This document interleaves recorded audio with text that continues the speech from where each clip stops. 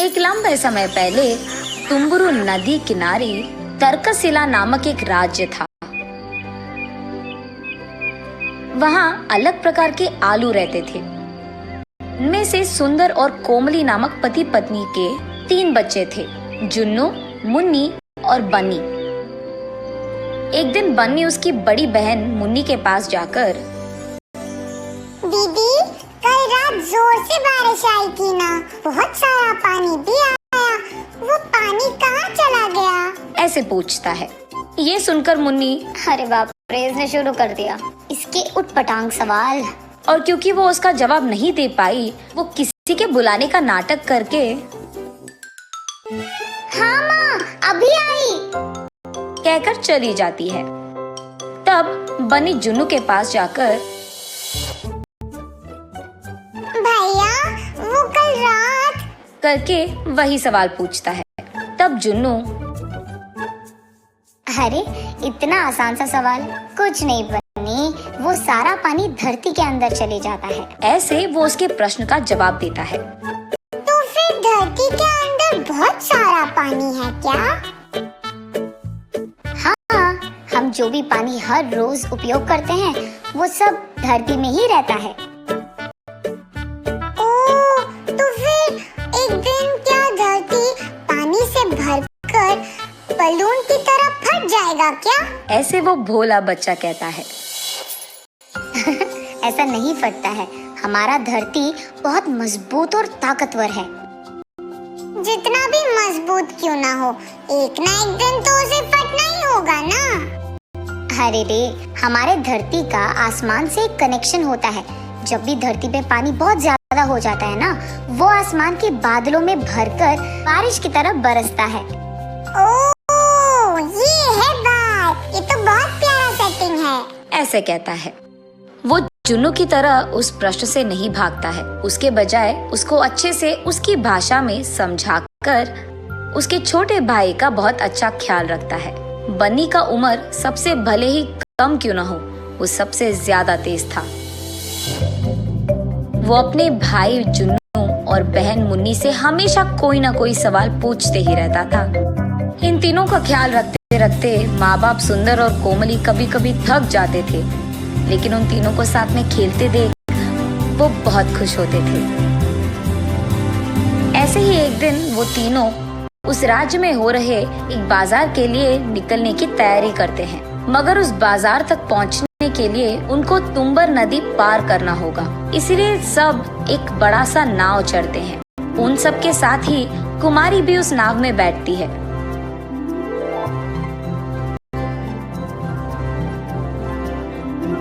जब वो नाव में जा रहे थे, बन्नी को देख कुमारी ऐसे कहती है, आपका बेटा बहुत प्यारा है जी, क्या आप मुझे ये बच्चा दे दोगे?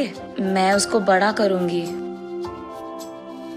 ये सुनकर सुंदर और कोमली चौंक जाते हैं। हाँ, ये कैसा प्रश्न था? हम नहीं दे सकते, ये हमारा बेटा है। ऐसे वो दोनों एक साथ कहते हैं। मुझे माफ कीजिए, मेरे कोई बच्चे नहीं हैं, इसीलिए आपके इस प्यारे बेटे को देख मेरे मन में एक आशा उठी थी। मुझे ऐसा नहीं कहना था, माफ कीजिए। ऐसे कहती है कुमारी। इतने में नाव दूसरी तरफ के किनारे पे पहुंचता है। तब सुंदर और कोमली उनके अपने बच्चों को लेकर बाजार जाते हैं। सारे चीजों को खरीदने के बाद अचानक बन्नी दिखाई नहीं देता है और वो चारों बहुत परेशान होते हैं। उनके परिवार में एक एक सदस्य एक एक दिशा में जाकर बन्नी को ढूंढने लगते हैं, लेकिन बन्नी कहीं नहीं दिखाई देता है। ठीक तभी सुंदर और कोमली को उनके साथ नाव में आए कुमारी की याद आती है। तुरंत वो कुमारी को ढूंढने लग जाते हैं। एक जगह कुमारी अपना काम करते हुए दिखाई देती है। वहाँ जाकर सुंदर और कोमली ऐसे कहते हैं, हमारा बेटा कहाँ है? बोलो, कहाँ छुपा दिया तुमने? बोलो। ऐसे कहते हैं। ये देख कुमारी आश्चर्यचकित होती है। हाँ, मैं तुम्हारे बेटे को कहाँ छुपाऊंगी? क्या बात कर रहे हो तुम दोनों? नाटक मत करो। अभी नाव में तुम कह रही थी तुम्हारा बच्चा दे दो, मैं बड़ा करूंगी। हाँ, मैंने कहा था। तो तुमने हमारे बेटे को हमसे चुरा लिया? कह दो कहाँ है मेरा बेटा। ऐसे जोर जोर से रोते हुए उसे पूछते हैं। अरे रे, तुम्हारा बच्चा मेरे पास नहीं है, मैं ऐसी लड़की नहीं हूँ, ऐसे कहती है कुमारी। ये सब दूर से राजा के भट देख रहे थे, इसलिए उन सबको राज दरबार लेकर जाते हैं। दोनों तरफ सुनकर वहाँ का राजा पुलकेशी, इस औरत को 2 दिन गिरफ्तार करके जेल में डाल दो। इसका घर, गांव, हर जगह ढूंढ लो। अगर तब भी बेटा नहीं मिला तो इस लड़की को छोड़कर उस बच्चे के बाकी निशानों के लिए ढूंढो। इस सब के दौरान 2 सैनिक बनी को लेकर वही राज दरबार में आते हैं। राजा, ये बच्चा नदी में डूब रहा था, तब कुछ लोग इसको बचाकर हमारे पास लेकर आए, ऐसे कहते हैं। बन्नी को देख उसके माँ बाप बहुत बहुत खुश होते हैं। सुंदर, कोमली, जुन्नू, मुन्नी सब बन्नी के पास पहुँचते हैं। तब सुंदरी, देखा प्रभु आपने, मैंने कोई गलती नहीं की, मुझ पे झूठा इल्जाम लगाया गया था। तब राजा, उस बच्चे को इधर लेकर आओ। तब सैनिक बन्नी को राजा के पास लेकर जाते हैं। तब राजा बन्नी से ऐसे पूछता है। बेटा बन्नी, माँ बाप को छोड़कर तुम कहाँ गए?